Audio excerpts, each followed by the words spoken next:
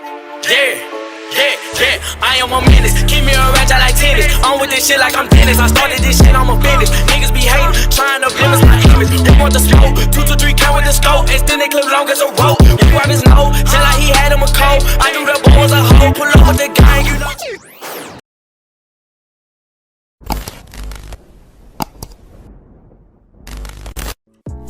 Hello guys, this is What If Naruto Was Gilgamesh Descendant or Reincarnation per se. This is my second time recording this because I was doing the original Naruto Gilgamesh, but this is a crossover with High School DxD. The original wasn't no crossover, just normal, but he got basically Gilgamesh's powers. I recorded it for 3 hours and it just literally just said, nah, never mind, fuck that. We could not read that file. So basically now all my file for doing that would have just gone like that. So I decided to give up on that what if. And I said I'm gonna make a new one since I'm not gonna read everything I just read again, because I'm not gonna be that enthusiastic, you could per se.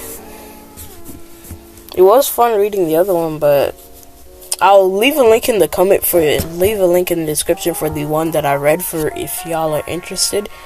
If y'all want to read it, it's really good, but I don't think I'm gonna read that again. Now let's continue. Let's start with this great what if. So, if you didn't know, you just skipped the video. This is What If Naruto was Reincarnation of Gilgamesh, or what if you were the descendant of Gilgamesh.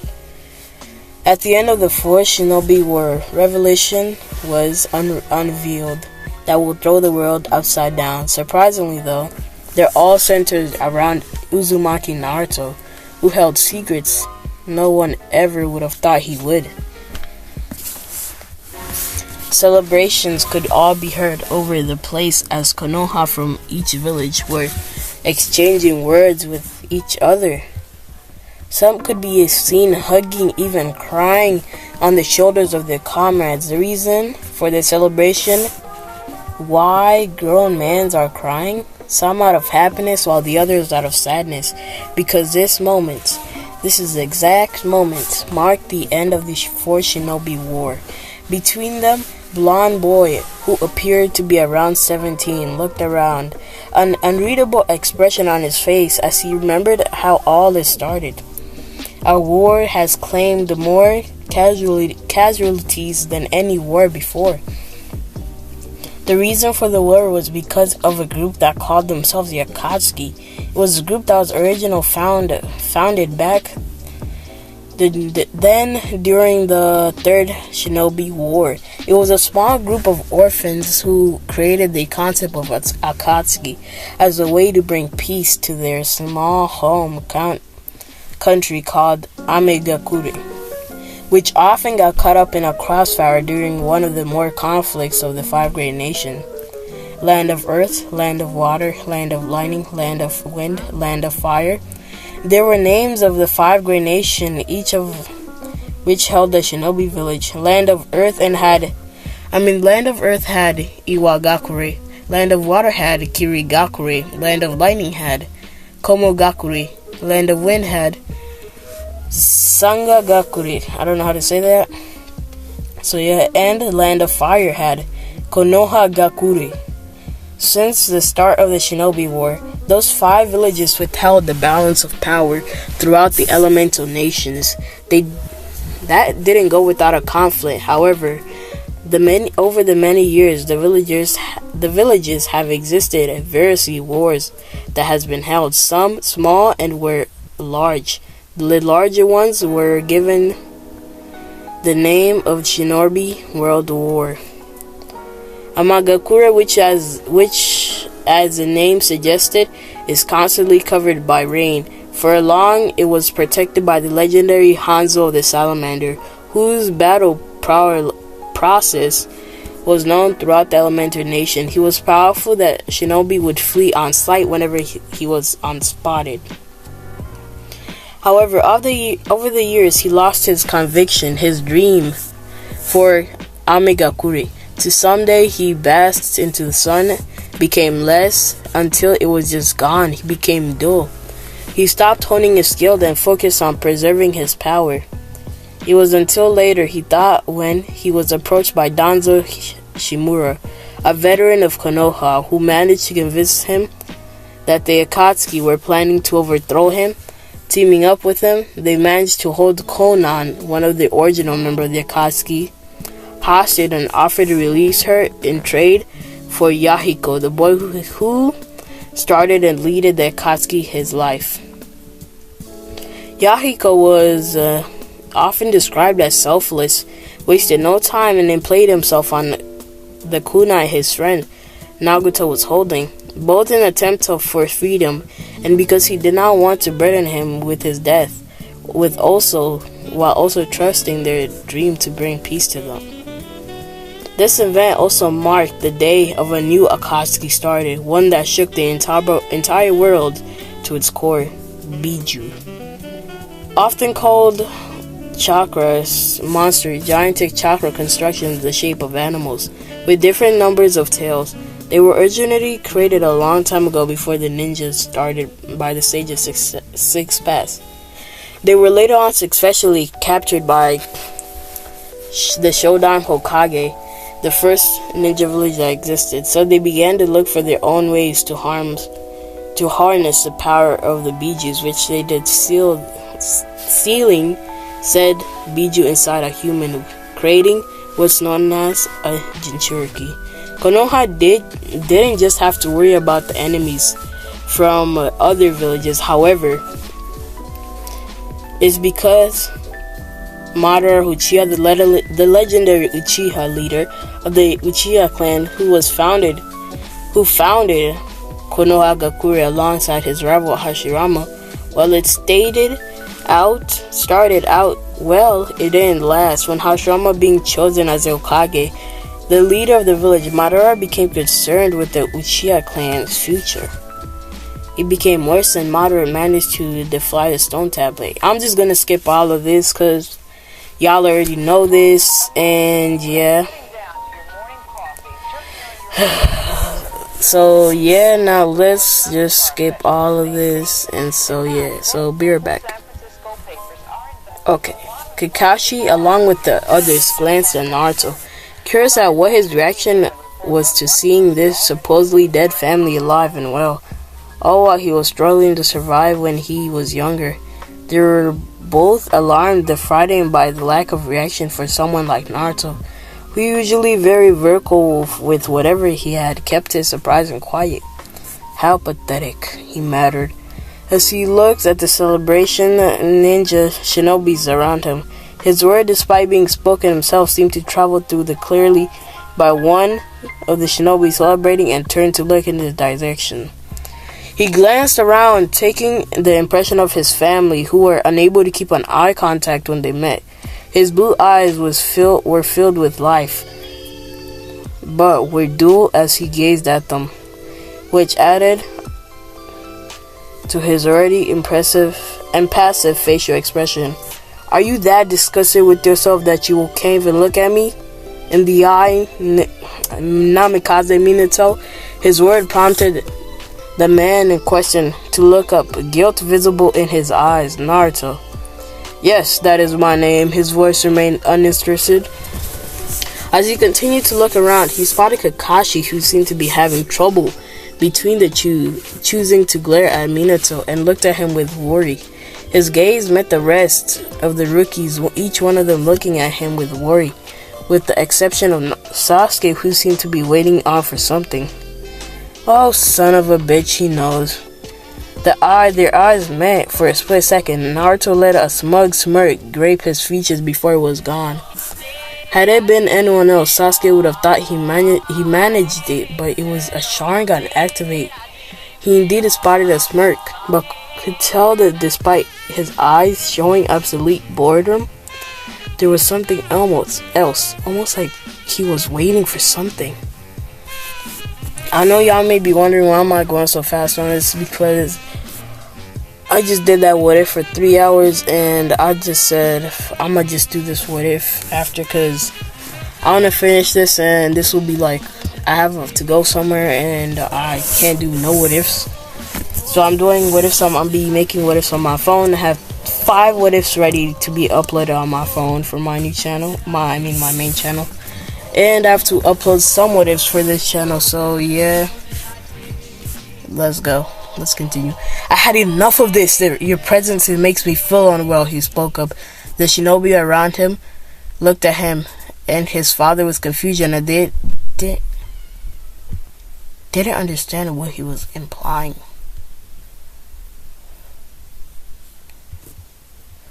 With the snap of his fingers, Naruto's body was covered with the golden glow, getting them to focus their attention back at him.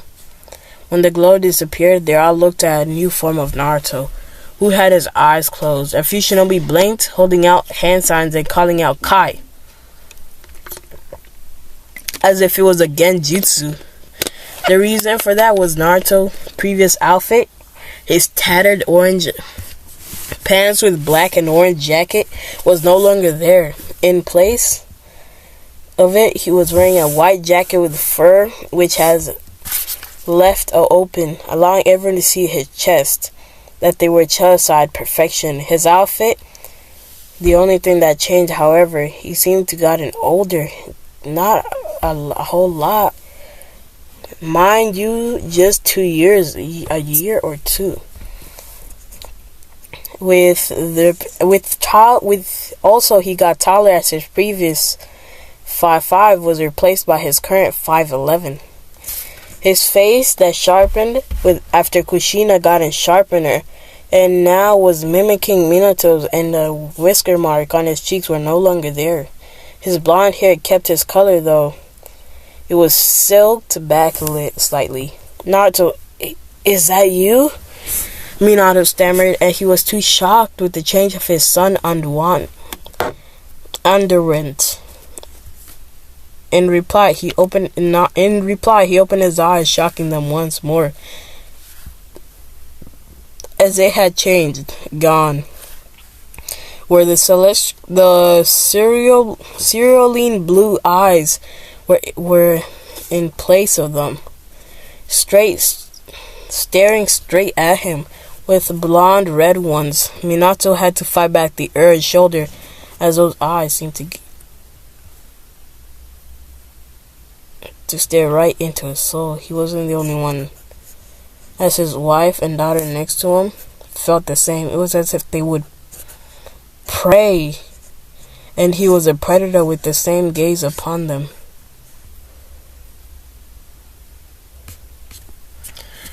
The air surrounding his son changed as well. In a reply, I already said that, sorry.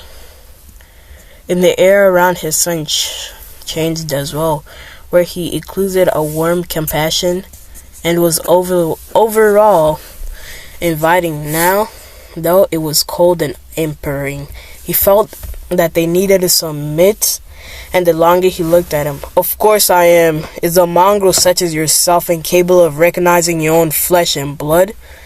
His voice held a certain amount of arrogance as he mocked him. Then again, it wouldn't be so surprising. Minato flinched at his word hit home hard. A part of him wondered what happened to the way he was speaking, but ignored it in favor of asking the question everyone was curious about. Son, what happened to you? What happened, you ask? I wonder if I tell you along the rest of these peasants. The shinobi close to him bristled and were about to retort before his gaze landed on him. The efficiently stopping whenever nonsense would come out of their mouths. I guess I have time to inform y'all. He looked at the wrist, only for nothing to be there. Snapping his fingers, once more a watch appeared, and he looked at it. Soon he thought before the air behind him shimmered in golden. The shinobi around him raised their guards. Preparation for what might be coming to ripple. No one was prepared, as the starting shinobi were in awe from the ripples of strange flying contraption came into view. It looked as if they were made of pure gold and had one green wings. They watched as as he jumped high into the air as the contraption began to move itself underneath him without someone controlling it. As he came down, he landed right on the throne and leant his head on his fist. Impressive? No. He smiled as he watched their awe-filled gaze while floating above them. Such amazing treasure, he chuckled as he sat comfortably in the throne that was placed on it. So you want to know how this... He mentioned himself and the contraption he was seated on came to be. Minato nodded. I guess it wouldn't hurt to tell them. I doubt you'd be able to comprehend what I'm about to tell you, he ignored their glances. It started all those years when we were sent to retrieve the Uchiha Sasuke who ran a fist through my chest. He ignored his mother's and sister's shock. He spawned as he began to tell his story. I remember like it was yesterday. Flashback. Blue eyes was open as they started to fill the bland ceiling of what he recognized in the location. Head towards the seal was. How did I get here? Naruto asked himself as he tried to remember what caused him to get it, or to end up here. Then he remembered they were called in the Hokage's office, where they were told Sasuke, his friend and teammate, had left the village for Orochimaru. They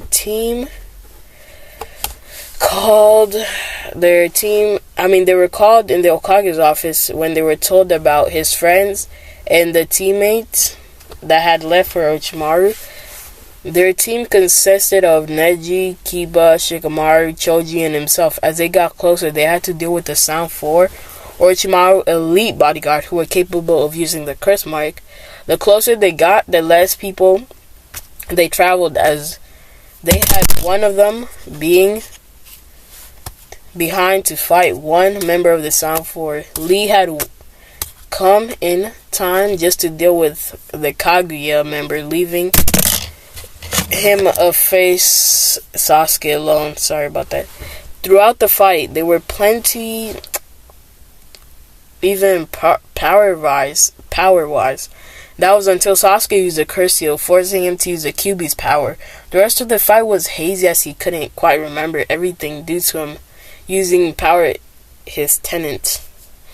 The last thing he remembered was Sasuke's hand to his chest. Immediately panicking, Naruto opened his jacket to see nothing there. Weird. He began to walk towards the location as he could see a Biju at. It was impossible to meet the mysterious intent the beast radiated. You! This is your fault! Huh? What do you mean it's my fault, you Baka Kitsune? Naruto replied with a scowl as he glared at the towering beast.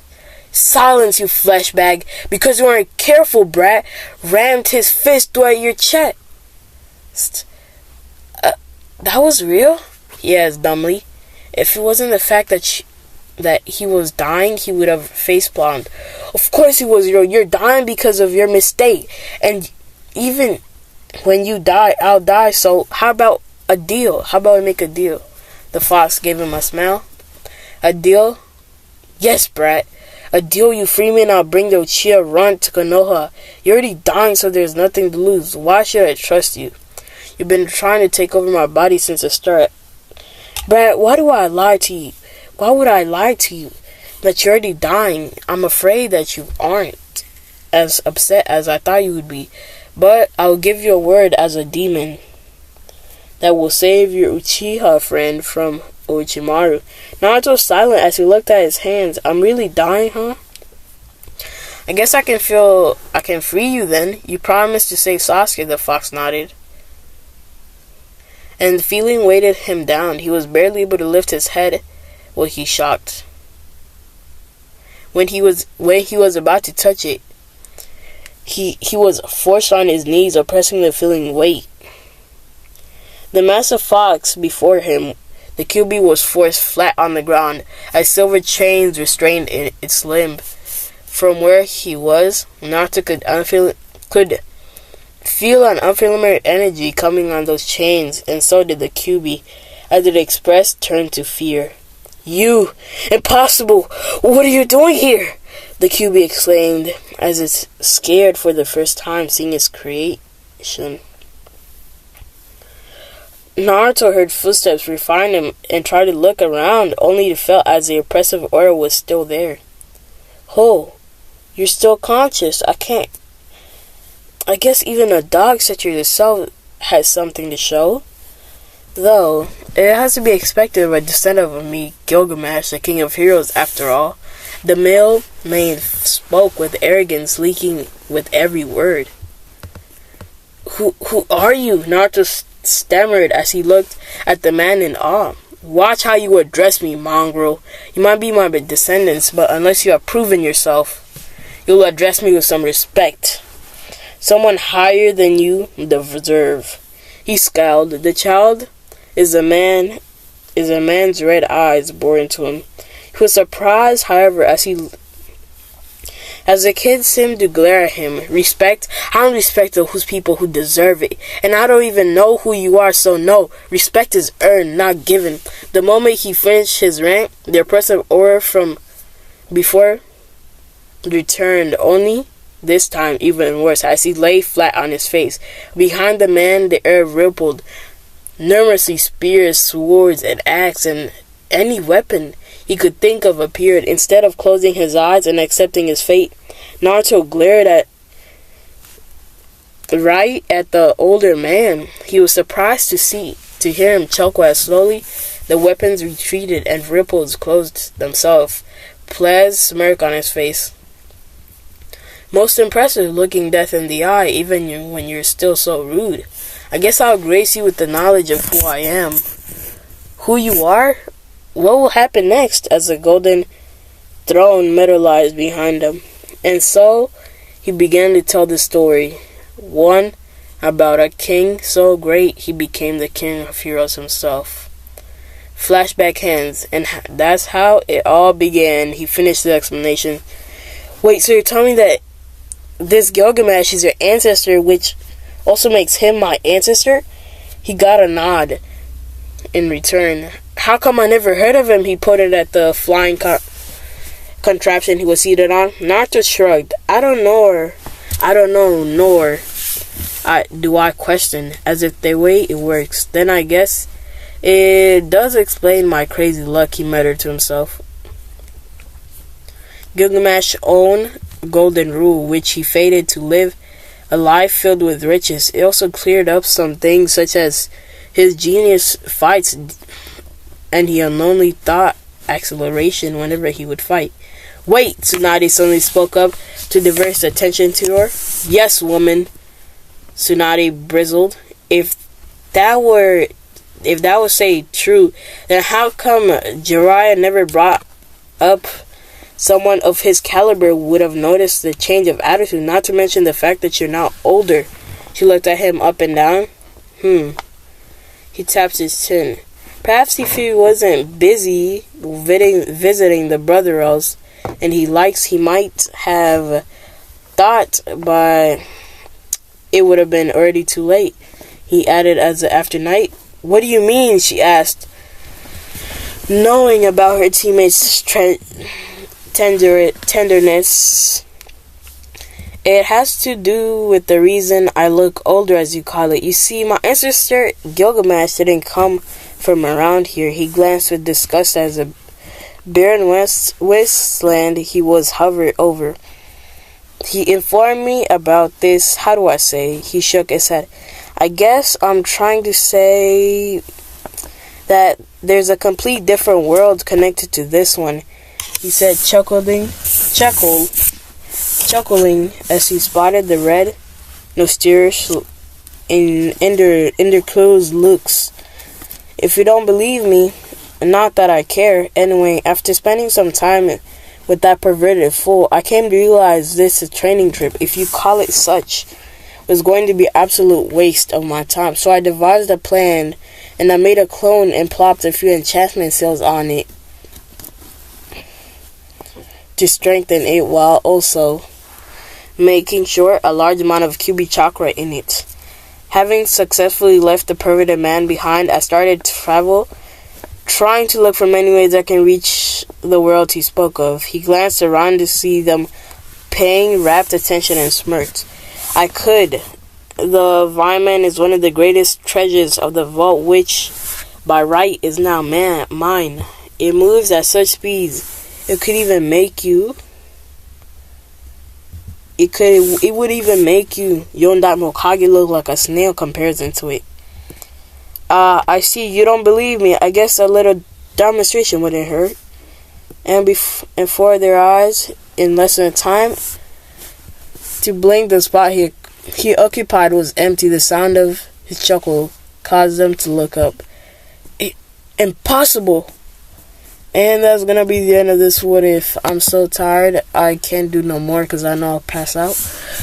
I'm going to bed, so make sure you subscribe, like the video, do everything, and yeah. The other ones I'm gonna put in the link description, and yeah. Peace, Darksiders. Or, I don't know, whatever, I'm too lazy.